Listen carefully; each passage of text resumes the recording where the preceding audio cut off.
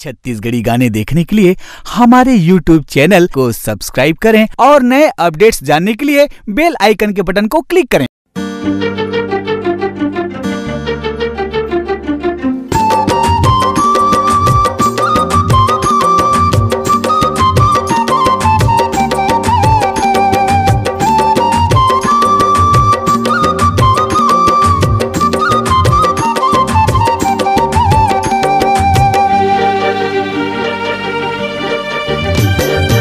हाय दया हाय गैरी बिछी हमारी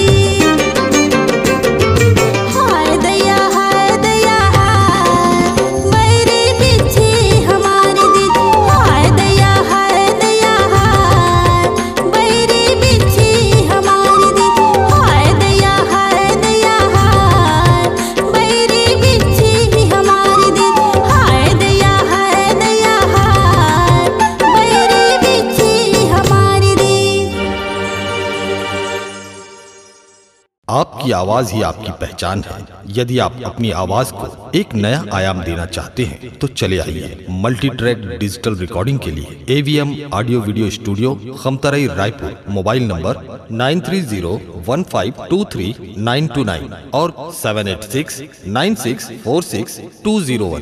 यदि आप नए एवं पुराने गीत सुनना चाहते हैं तो avmgana.com में जाकर गाना फ्री डाउनलोड करें और YouTube चैनल में AVM गाना को सब्सक्राइब करें।